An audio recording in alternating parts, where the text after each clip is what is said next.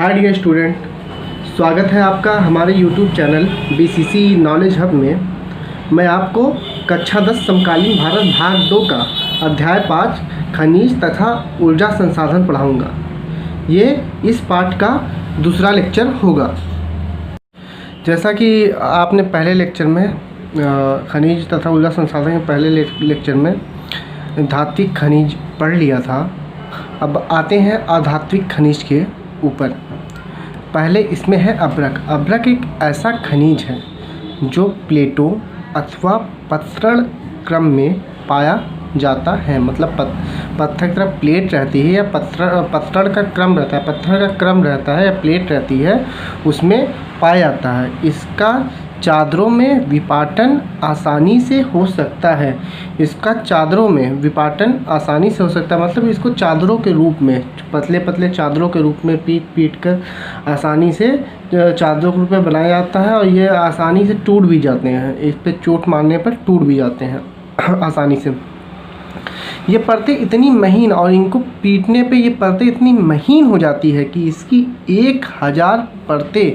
1000 परतें कुछ सेंटीमीटर ऊंचाई में ही समाहित हो सकती है। मतलब हम पीट के इतनी पतली परत बना सकते हैं कि हम 1000 परत को अगर एक साथ लेते हैं तो कुछ सेंटीमीटर ऊंचाई में ही वो रह जाती है। अभ्रक पारदर्शी होते हैं, ट्रांसपेरेंट होते हैं, काले होते हैं, हरे, लाल, पीले अथवा भूरे रंग के हो सकते हैं।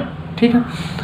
इसकी सर्वोच्च परावैद्युत शक्ति विद्युत के उसमें ऊर्जा ह्रास का निम्न ऊर्जा की कमी को कम करना, विंस वाहन के गुण और उच्च वोल्टेज की प्रतिरोधकता के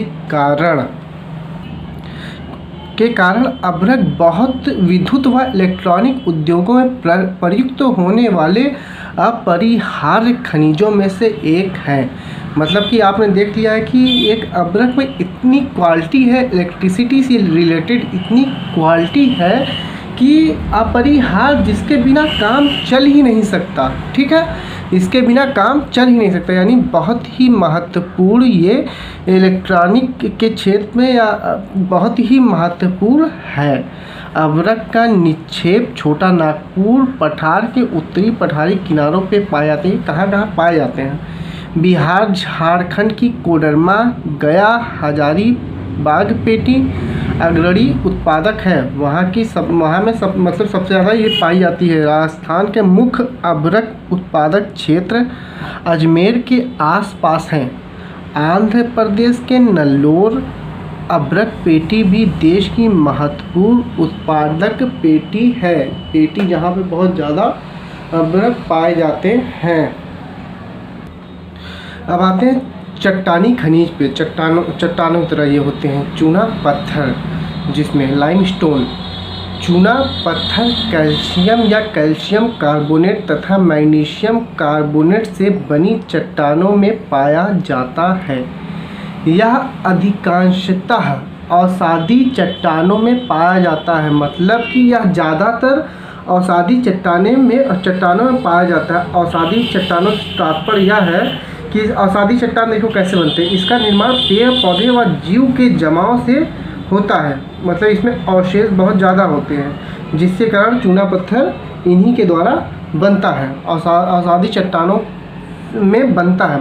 चूना पत्थर सीमेंट उद्योग का एक आधारभूत कच्चा माल है जो सीमेंट घरों में प्रयोग किया जाता है। उसमें इसका बहुत ही महत्वपूर्ण योगदान है और लौह प्रगलन की भट्टियों के लिए अनिवार्य है। जिस भट्टी में लौह को गलाया जाता है या उससे वस्तुएं बनाई जाती है, उसकी भट्टियों में भी चूने का बहुत ही महत्वपूर्ण योगदान है।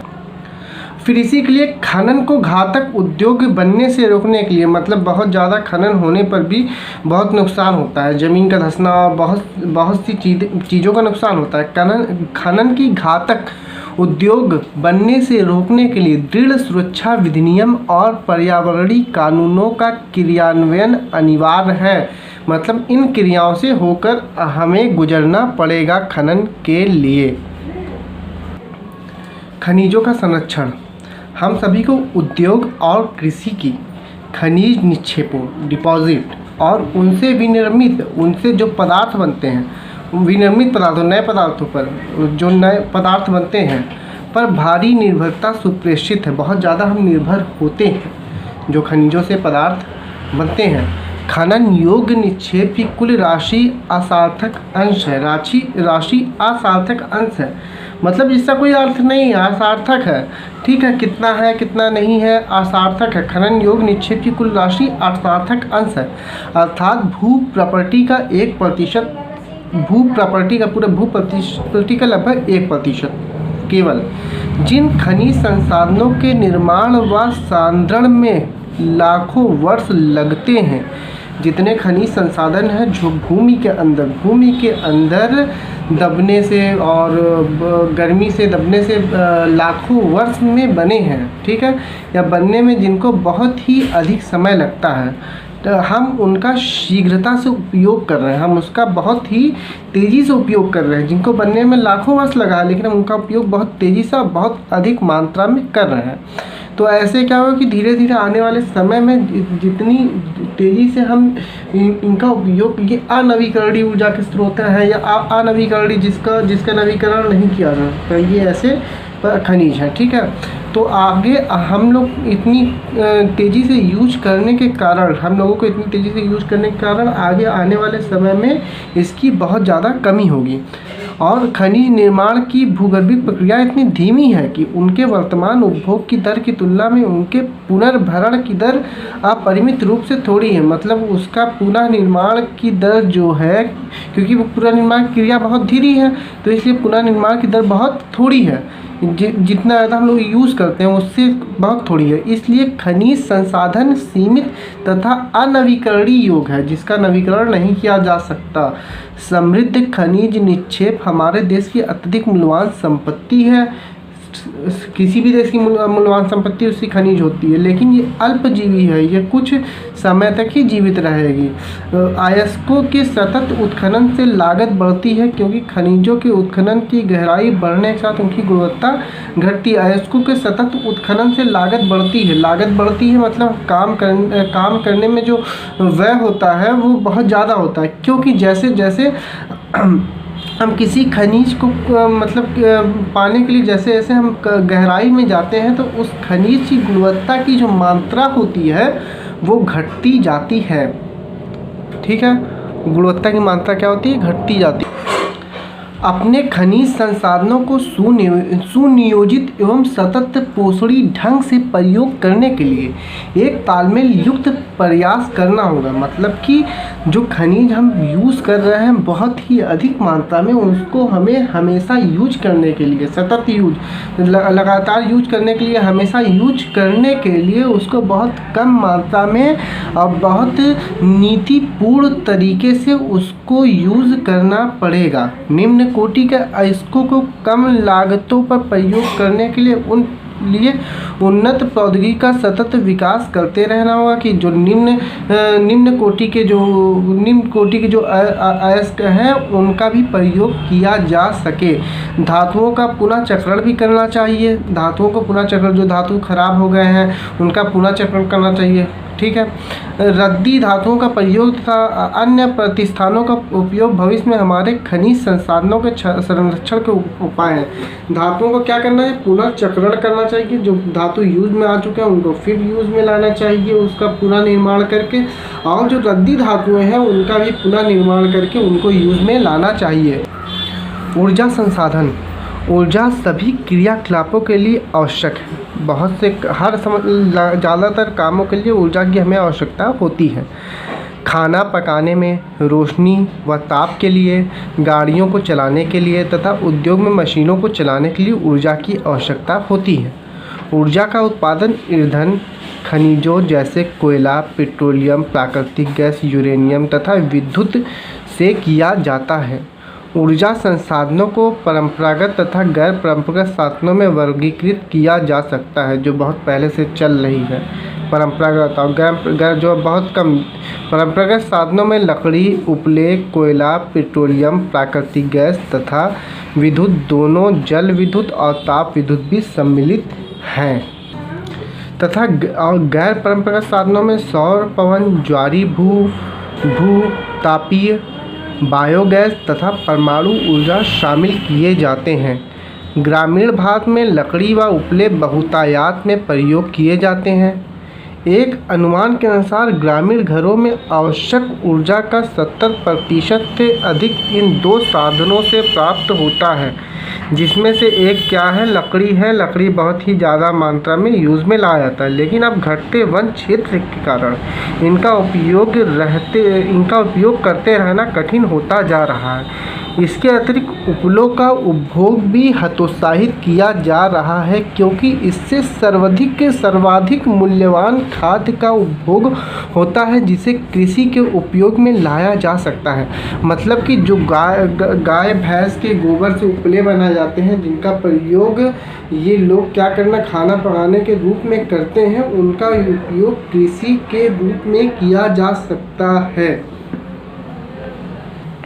अब आते हैं परंपरागत ऊर्जा के स्रोत, जिसमें है पहला कोयला।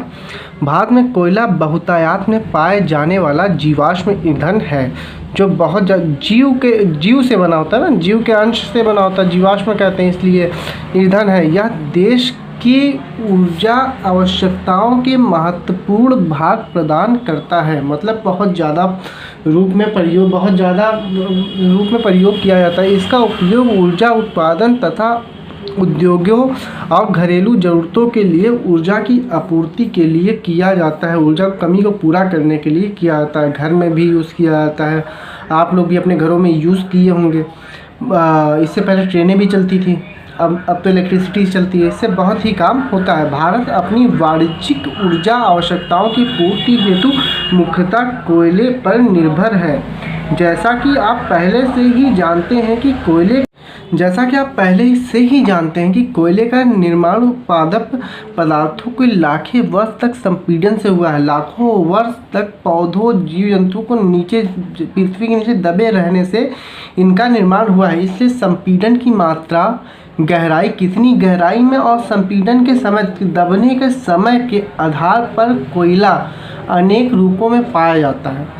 दलदलों में क्षय होते पादपों से पीट उत्पन्न होता है। इसमें कम कार्बन, नमी की उच्च मात्रा का निम्न ताप क्षमता होती है। लिग्नाइट एक निम्न कोटि का भूरा कोयला है जो इससे प्राप्त होता है। दलदलों में यह मुलायम होने के साथ अधिक नमी युक्त होता है। लिग्नाइट के प्रमुख भंडार, अब लिग्नाइट के प्रमुख भंडार कहाँ कहाँ पे हैं? तमिलनाडु के नवेली में मिलते हैं और विद्युत उत्पादन में प्रयोग किए जाते हैं। विद्युत के लिए प्रयोग किए जाते हैं। गहराई में दबे तथा अधिक तापमान से प्रभावित कोयले को बिटुमिन कोयला कहा जाता है। अधिक तापमान से और अधिक गहराई में दबे कोयले को बिटुमिन कोयला कहा जाता है। वाणिज्यिक प्रयोग में यह सर्वाधिक लोकप्रिय है, यानी बहुत अच्छे किस्म का कोयला है। धातु शोधन में उच्च श्रेणी के बिटुमिन कोयले का प्रयोग किया जाता है। धातु को साफ करने में, धातु को कुछ बनाने में, धातु को साफ करने में। इसका लोहे के प्रगलन में विशेष महत्व है। लोहे को गलाने में। एंथ्रासाइट सर्वोत्तम गुण वाला कठोर कोयला है। भारत में कोयला दो प्रमुख भूगर्भिक युग के शैली क्रम में पाया जाता है। एक गोंडवाना, जिसकी आयु 200 लाख वर्ष से कुछ अधिक है, क्योंकि मतलब पहले युग जो चलता था तो उस युग के हिसाब से कई युग बांटा गया, तो उसमें एक गोंडवाना युग है। ठीक है, जब गोंडवाना युग में कोयला बना था, ज्वाला सड़े गले भूगर्भिक क्रिया के द्वारा पेड़ पौधे पृथ्वी के अंदर होने के कारण। ठीक, इसमें आपका गोंडवाना है जिसकी आयु 200 लाख वर्ष से कुछ अधिक है, और दूसरा टर्शियरी निक्षेप जो लगभग 55 लाख वर्ष पुराने हैं। गोंडवाना कोयले जो धातु शोधन कोयला हैं के प्रमुख संसाधन दामोदर घाटी, पश्चिम बंगाल तथा झारखंड, झरिया, रानीगंज, बोकारो में स्थित हैं, जो महत्वपूर्ण कोयला क्षेत्र हैं। गोदावरी, महानदी, सोन व वर्धा नदी घाटियों में भी कोयले के जमाव पाए जाते हैं।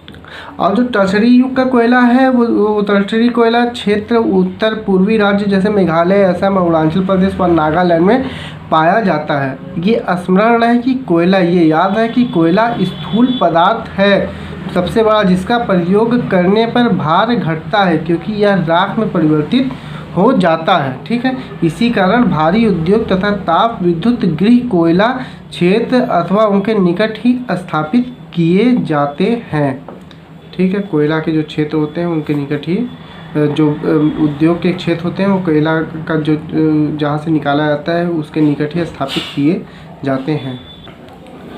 जैसा कि भारत का मतलब 98% कोयला जो होता है गोंडवाना क्रम में पाया जाता है, गोंडवाना क्रम में पाया जाता है। ठीक है, अब फिर आते हैं पेट्रोलियम। भारत में कोयले के पश्चात ऊर्जा का दूसरा प्रमुख साधन पेट्रोलियम या खनिज तेल है। यह ताप व प्रकाश के लिए ईंधन, मशीनों को स्नेहक और अनेक विनिर्माण उद्योगों को कच्चा माल के रूप में प्रदान करता है। तेल शोधनशालाएं संशोधित वस्त्र, उर्वरक तथा असंख्य रसायन उद्योगों में एक नोडी बिंदु काम करती है। बहुत ही इम्पॉर्टेंट होता है ये सब चीज़ों में तेल का। भारत में अधिकांश पेट्रोलियम की उपस्थिति टर्शियरी युग हम बताए पीछे। ठीक है, टर्शियरी युग की शैल संरचनाओं की अपनति व भ्रंश ट्रैप में पाई जाती है। मतलब भ्रंश हो जाता है, गड्ढा हो जाता है, उसमें एक ट्रैप बन जाता है। ठीक है, उसमें क्या होते हैं ये तेल क्या होते हैं, पाए जाते हैं। वलन, अपनति और गुंबदों वाले प्रदेशों में या वहाँ पाया जाता है जहाँ उत्तोलन के शीर्ष में तेल ट्रैप्ड हुआ होता है। सेम उसी की तरह होता है। तो ठीक है, उसमें भी क्या होता है, ट्रैप एक बन जाता है जिसमें तेल क्या होता है, स्थिर हो जाता है। और तेल धारक परत सरंध्र चूना पत्थर या बलुआ पत्थर होता है जिसमें से तेल प्रवाहित हो सकता है। मध्यवर्ती, इसमें तेल तो अंदर चला जाता है लेकिन मध्यवर्ती असरंध्र परतें तेल को जो एक परत होती है, मध्यवर्ती असरंध्र परत जो होती है वो तेल को ना तो ऊपर उठने देती है ना तो नीचे दिखने देती है, जिसमें तेल क्या होता है अपनी जगह पे बना रहता है। पेट्रोलियम संरंध्र और असरंध्र चट्टानों के बीच भ्रंश ट्रैप भी पाया जाता है। ठीक है, जिसमें तेल पाया जाता है। प्राकृतिक गैस हल्की होने के कारण खनिज तेलों के ऊपर पाई जाती है। और जो प्राकृतिक गैस होती है वो तेलों से हल्की होने के कारण कहाँ पाई जाती है, तेलों से ऊपर पाई जाती है। भारत में मुंबई, हाई, गुजरात और असम प्रमुख पेट्रोलियम उत्पादक क्षेत्र हैं। भारत के मानचित्र में 3 प्रमुख अपतटीय तेल क्षेत्र चिन्हित करें। अंकलेश्वर गुजरात का सबसे महत्वपूर्ण तेल क्षेत्र है। असम भारत का सबसे पुराना तेल उत्पादक राज्य है। डिगबोई, नहरकटिया और मोरल हुग रीजन इस राज्य के महत्वपूर्ण तेल उत्पादक क्षेत्र हैं।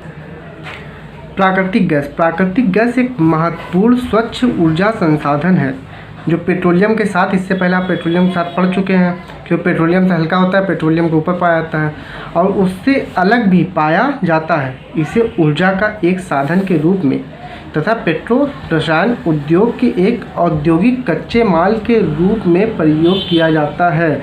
औद्योगिक में कच्चे माल के रूप में इसको प्रयोग किया जाता है। कार्बन डाइऑक्साइड के कम उत्सर्जन के कारण प्राकृतिक गैस को पर्यावरण का अनुकूल माना जाता है, पर्यावरण के लिए अनुकूल माना जाता है क्योंकि इसमें कार्बन डाइऑक्साइड की मात्रा कम रूप में उत्सर्जित होती है जब इसको यूज़ करते हैं। ठीक है, इसलिए यह वर्तमान शताब्दी का ईंधन इसलिए इसे कहते हैं कि आज के समय में पर्यावरण इतना प्रदूषित हो गया है कि उसके प्रदूषण को देखते हुए इस प्राकृतिक गैस को बहुत ही महत्व दिया जा रहा है। कृष्णा गोदावरी नदी बेसिन में प्राकृतिक गैस के विशाल भंडार खोजे गए हैं। पश्चिमी तट के साथ मुंबई, हाई और सन नदी क्षेत्रों के खंबात की खाड़ी में पाए जाने वाले तेल क्षेत्र संपूरित करते हैं। अंडमान निकोबार द्वीप समूह भी महत्वपूर्ण क्षेत्र हैं जहां प्राकृतिक गैस के विशाल भंडार पाए जाते हैं। ये जितने भी यहाँ हम आपको बता रहे हैं, ठीक है, इसको आप खुद से मैप में देखकर चिन्हित करेंगे तभी आपको नॉलेज होगा कि कौन सा राज्य कहाँ है और कहाँ पे ये तेल पाए जाते हैं। या ये प्राकृतिक गैस पाए जाते हैं। 1700 किलोमीटर लंबी Hazari Vijaypur Jagdishpur HVJ gas pipeline Mumbai high और बसीन को पश्चिमी और उत्तरी भाग के उर्वरक विद्युत व अन्य और उसके बाद औद्योगिक क्षेत्र से जोड़ती है। इस धमनी से भारत के गैस उत्पादन को संवेग मिला है। मतलब जो पाइपलाइन है, धमनी की तरफ पाइपलाइन है, उससे गैस उत्पादन को, भारत के गैस को उत्पादित करने को संवेग मिला है। बहुत ज़्यादा मतलब अच्छे से, आसानी से इसका संवेग उत्पादन कर सकते हैं। ऊर्जा एवं उर्वरक उद्योग प्राकृतिक गैस की प्रमुख प्रयोगिता है। गाड़ियों में तरल ईंधन का संपीड़ित प्राकृतिक गैस में प्रतिस्थापन देश में लोकप्रिय हो रहा है। CNG का प्रयोग कर रहे हैं, जिससे प्रदूषण बहुत कम मात्रा में हो रहा है। ये भी क्या है, एक प्राकृतिक गैस है। अब पढ़ते हैं विद्युत। आधुनिक विश्व में विद्युत का अनुप्रयोग इतना ज़्यादा विस्तृत है, मतलब कि विद्युत का प्रयोग इतने ज़्यादा क्षेत्रों में हो रहा है कि इसके प्रति व्यक्ति जितना उपभोग करता है को विकास का सूचकांक माना गया है, उसी को विकास का सूचकांक मान लिया गया है। विद्युत मुख्यतः दो प्रकार से उत्पन्न की जाती है। पहला, प्रवाही जल से जो हाइड्रो टरबाइन जलाकर जल विद्युत उत्पादन करती है, जो बांधों के द्वारा जो पानी रोका जाता है, उससे जो पानी गिराकर टरबाइन पर गिराकर बिजली का उत्पादन किया जाता है। और दूसरा, अन्य ईंधन जैसे कोयला, पेट्रोलियम व प्राकृतिक गैस को जलाने से टरबाइन चलाकर ताप विद्युत उत्पादन की जाती है। एक बार उत्पन्न हो जाने के बाद विद्युत एक जैसी ही होती है। क्रियाकलाप। कुछ नदी घाटी परियोजनाओं के नाम बताइए तथा इन नदियों पर बने बांधों के नाम लिखिए। हम नदी बता देते हैं कुछ और उन पर बने बांध बना देते हैं, ठीक है। टिहरी बांध जो है भागीरथी नदी पर है। हीराकुंड बांध जो है महानदी पर है। रानी लक्ष्मीबाई बांध बेतवा नदी पर है। इरुक्की बांध है पेरियार नदी पर। और फिर उसके बाद गांधी सागर, जवाहर सागर, राणा सागर तीनों मिला हुआ बांध है चंबल नदी पर। मैटूर बांध कावेरी नदी पर है, ठीक है। ऐसे बहुत से बांध हैं, अब उनके बारे में हम बाद में बात करेंगे। अब जैसे तेज बहते जल से जल विद्युत उत्पन्न की जाती है, जो बांध से जल को गिराकर टरबाइन पे जल को उत्पन्न बनाया जाता है, जो एक नवीकरणीय योग्य संसाधन जिसका यूज़ हम बार बार कर सकते हैं या बार बार उसको उत्पन्न कर सकते हैं। भारत में अनेक बहुउद्देशीय परियोजनाएं हैं जो विद्युत ऊर्जा उत्पादन करती हैं, जैसे भाखड़ा नागल बांध। इसमें भाखड़ा जो है हिमाचल प्रदेश का है और नागल पंजाब का है। फिर उसके बाद आपका आएगा दामोदर घाटी कॉर्पोरेशन। दामोदर घाटी जब यहाँ पे नागपुर पठार में बाढ़ आती थी तो पश्चिम बंगाल ने पहले दामोदर को बंगाल का शोक कहा जाता है। इससे दूर करने के लिए दामोदर घाटी निगम का निर्माण किया गया। और इसमें कितने बांध बनाए गए हैं? इसमें सबसे ज़्यादा 8 बांध बनाए गए हैं, ठीक है, जिसमें कोनार, मैथाल, तिलैया, मतलब बहुत से बांध हैं, ठीक है। और फिर इसके बाद आपका है हाइडल परियोजना, आदिकोपिला हाइडल परियोजना। ताप विद्युत कोयला, पेट्रोलियम तथा प्राकृतिक गैस के प्रयोग से उत्पन्न की जाती है। तापी विद्युत कोयला, पेट्रोलियम तथा प्राकृतिक गैस के प्रयोग से उत्पन्न की जाती है। ताप विद्युत गृह और नवीकरणीय योग्य जीवाश्मी ईंधन का प्रयोग कर विद्युत उत्पन्न करते हैं। अब हम गैर परंपरागत साधन के बारे में पढ़ेंगे, ठीक है। और ये एक ऐसे साधन है, इसमें ये नवीकरणीय योग्य साधन है जिनका प्रयोग हम बार बार कर सकते हैं। ऊर्जा के बढ़ते उपभोग ने देश को कोयला, तेल और गैस जैसी जीवाश्मी ईंधनों पर अत्यधिक निर्भर कर दिया है, ठीक है। बहुत ज़्यादा हम लोग किस पे, तेल, जीवाश्मी ईंधन पर बहुत ज़्यादा निर्भर हो गए हैं, जो क्या है, अनवीकरणीय हैं। गैस व तेल की बढ़ती कीमतों तथा उनकी संभाव्य कमी ने भविष्य में ऊर्जा आपूर्ति की सुरक्षा के प्रति अनिश्चितताएं उत्पन्न कर दी है। मतलब कि इतना ज़्यादा हम इसको प्रयोग करने लगे हैं, इससे प्रदूषण और उसके बाद इससे राष्ट्रीय अर्थव्यवस्था की वृद्धि पर गंभीर प्रभाव पड़ते हैं। क्योंकि जितना ज़्यादा हम इसको यूज़ कर रहे हैं उससे क्या हो रहा है कि धीरे धीरे इसकी कमी भी हो रही है, प्रदूषण भी हो रहा है और धीरे धीरे इसके दाम में वृद्धि हो रही है। ठीक है, इसके अतिरिक्त जीवाश्मी ईंधनों का प्रयोग गंभीर पर्यावरण समस्याएं उत्पन्न करता है। अतः नवीकरणीय योग्य ऊर्जा संसाधनों जैसे सौर ऊर्जा, पवन ऊर्जा, ज्वारीय ऊर्जा, जैविक ऊर्जा तथा अवशिष्ट पदार्थ, सड़े गले पदार्थ जनित ऊर्जा का प्रयोग की बहुत ज़रूरत है। मतलब हमें किसकी ज़रूरत है? नवीकरणीय ऊर्जा की योग की ज़रूरत है, जिससे प्रदूषण भी कम होता है, प्रदूषण ना के मात्र होता है। भारत धूप, जल तथा जीवभार साधनों में समृद्ध है। बहुत ज़्यादा मात्रा में अगर हम नवीकरणीय ऊर्जा बनाएं और उसका योग करें तो हम बहुत ज़्यादा मात्रा में बना सकते हैं। भारत में नवीकरणीय ऊर्जा योग्य ऊर्जा संसाधनों के विकास हेतु बृहद कार्यक्रम भी बनाए गए हैं। बहुत से कार्यक्रम इसी समय चलाए जा रहे हैं जिससे नवीकरणीय ऊर्जा को अधिक से अधिक मात्रा में बनाया जाए और यूज में लाया जाए। अब आते हैं परमाणु अथवा आणविक ऊर्जा। परमाणु अथवा आणविक ऊर्जा अणुओं की संरचना को बदलने से प्राप्त की जाती है।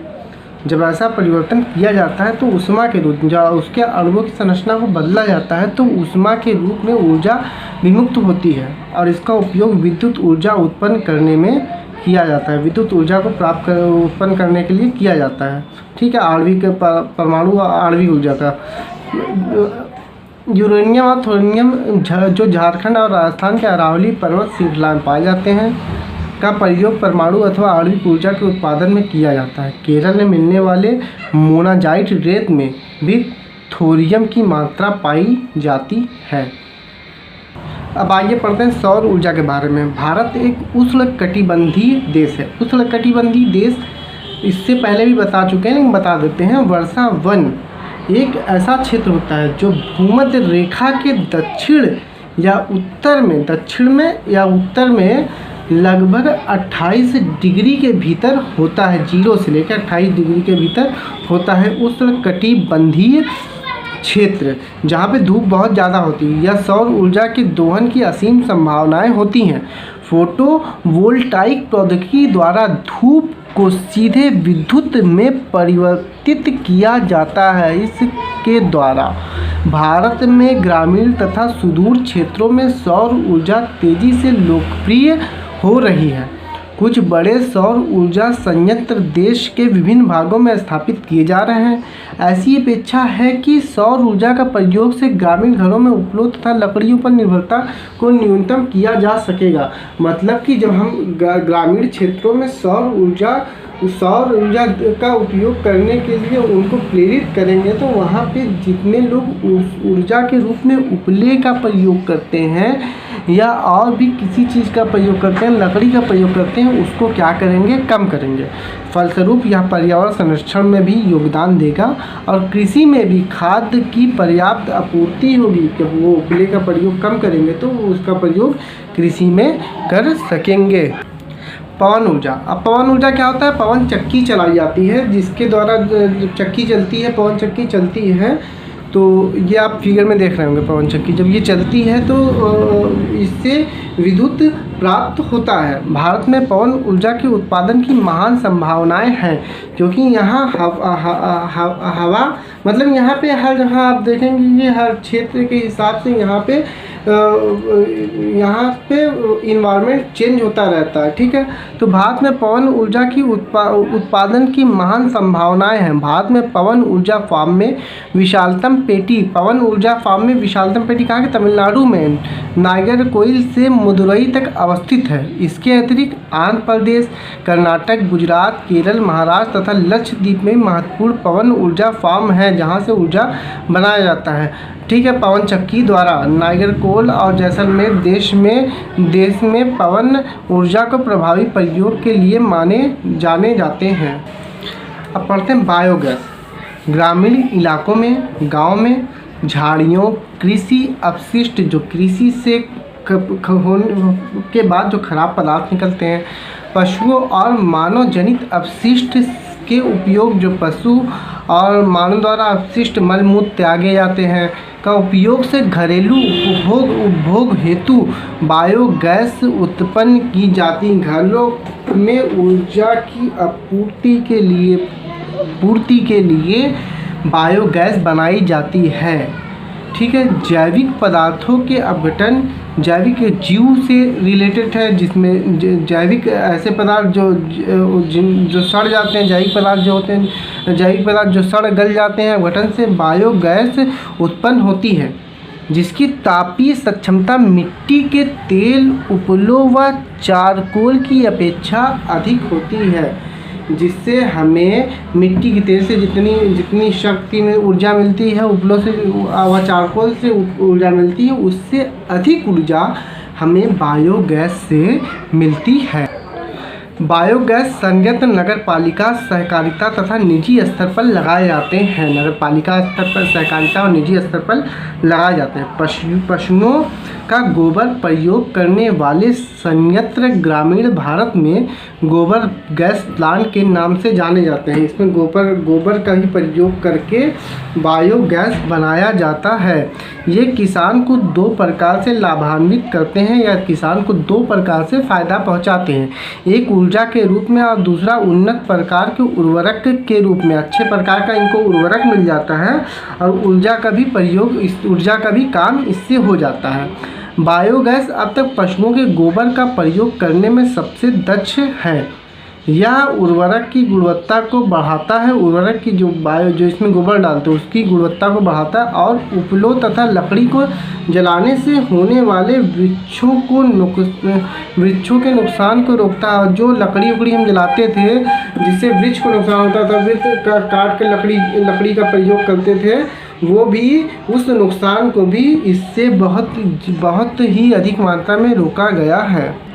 अब आते हैं ज्वारीय ऊर्जा। महासागरीय तरंगों का प्रयोग विद्युत उत्पादन के लिए किया जाता है। क्या होता है कि जब ज्वार आता है, जैसे सकरी खाड़ी के आर पार जहाँ सकरी खाड़ी होती है, समुद्र की खाड़ी होती है एकदम सकरी पतली, जैसे आपकी है खंबात की खाड़ी हो गई, कच्छ की खाड़ी हो गई, जहाँ सकरी खाड़ी होती है, जब वहाँ पे ज्वार आता है तो जब पानी लेके आता है तो ये हम लोग बांध बना देते हैं। तो पानी क्या होता है, वहाँ पे ठहर जाता है, पानी वहाँ पे ठहर जाता है। तो पानी जब वहाँ पे ठहर जाता है, अभी सकरी खाड़ी के आर पार बांध बनाए जाते हैं। उच्च ज्वार में इसी सकरी खाड़ीनुमा प्रवेश द्वारा से पानी भीतर भर जाता है। जब ज्वार आता है, समुद्र का पानी जब आता है लहरों के साथ, तो इसमें भर जाता है और द्वार बंद होने पर बांध बनाए रहते हैं, तो द्वार बंद रहता है। द्वार के बाहर ज्वार उतरने पर बांध का पानी को इसी रास्ते कुछ पानी क्या होता है उसे बच जाता है। जब पानी वापस जाता है तो जो हम बांध बनाए रहते हैं तो बांध में पानी बच जाता है। तो हम क्या करते हैं, पाइप लाइन बनाते हैं, पाइप से पानी हम फिर क्या करते हैं, नीचे महासागर में फिर गिराते हैं खाड़ियों द्वारा। ठीक है। लेकिन एक टरबाइन लगाए होते हैं जो पानी टरबाइन के ऊपर से होके जाता है, जिससे हमें बिजली मिलती है। यह भारत में खंबात की खाड़ी, कच्छ की खाड़ी तथा पश्चिमी तट पर गुजरात में और पश्चिमी बंगाल में सुंदरवन क्षेत्र में गंगा के डेल्टा में ज्वारीय तरंगों द्वारा ऊर्जा उत्पन्न करने की आदर्श दशाएं उपस्थित हैं। मतलब यहाँ पे इस क्षेत्र में बहुत ही ज़्यादा मात्रा में हम ज्वारीय ऊर्जा से ऊर्जा उत्पन्न कर सकते हैं। अब आते हैं भूतापीय ऊर्जा।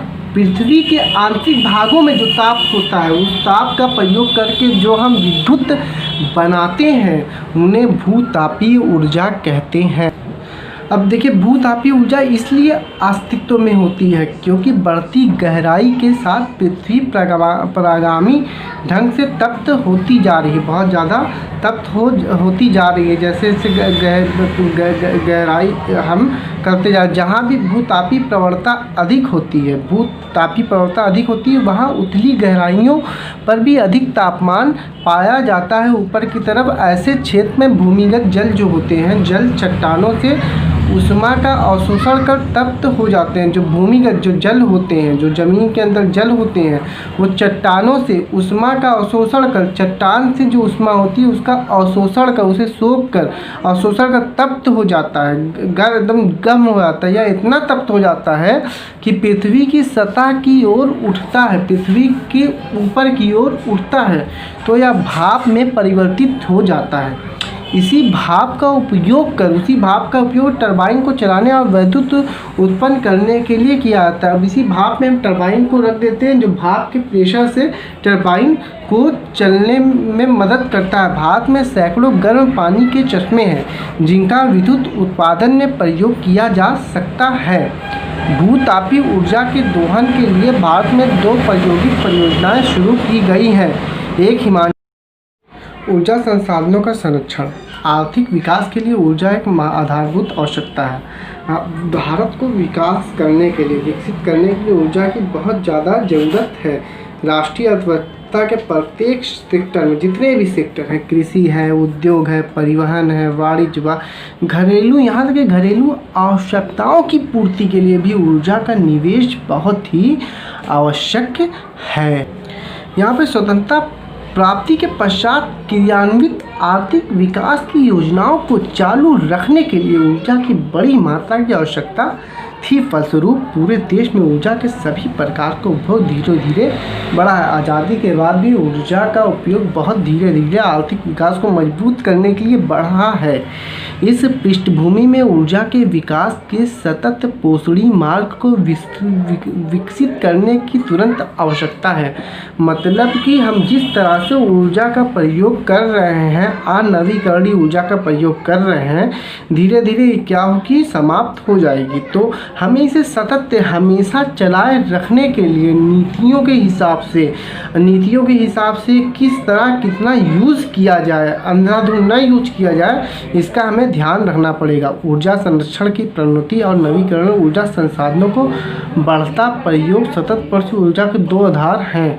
पहला, वर्तमान में भारत विश्व के अल्पतम ऊर्जा देशों में गिना जाता है, बहुत ज़्यादा यूज़ करने वाले में। हमें ऊर्जा के सीमित संसाधनों का न्याय संगत उपयोग के लिए सावधानीपूर्वक उपागम अपनाना होगा। हमें नीतियाँ बनानी होगी बनानी होगी कि ऊर्जा को किस तरीके से प्रयोग करना है, कितनी मात्रा में प्रयोग करना है। उदाहरण, एक जागरूक नागरिक, अगर आप एक जागरूक नागरिक हैं तो जागरूक नागरिक के रूप में आप निजी वाहन अगर चला रहे हैं तो आपको कम दूरी अगर तय करनी है तो आप निजी वाहन का प्रयोग ना करें, या तो साइकिल का प्रयोग करें या तो पैदल जाएं। निजी वाहन का प्रयोग ना करें, जिससे ऊर्जा की बचत होगी। और घर में अगर आपके विद्युत बल्ब जल रहा है, मतलब बल्ब बिना जिसका कोई काम ही नहीं है तब भी जल रहा है, तो आप उसको बंद करके भी ऊर्जा को बचा सकते हैं। इस प्रकार से आप अपना योगदान देकर ऊर्जा की बचत कर सकते हैं। अर्थात ऊर्जा की बचत ही ऊर्जा उत्पादन है। धन्यवाद दोस्तों। अगर आपको कोई भी प्रॉब्लम होती है आप मुझसे क्वेश्चन करके कमेंट में पूछ सकते हैं, ठीक है। आपको अगर प्रश्न उत्तर में या अभ्यास में प्रॉब्लम होती है आप वो भी कहें, हम आपको अभ्यास भी करा देंगे, लेकिन आप बताएं। धन्यवाद दोस्तों।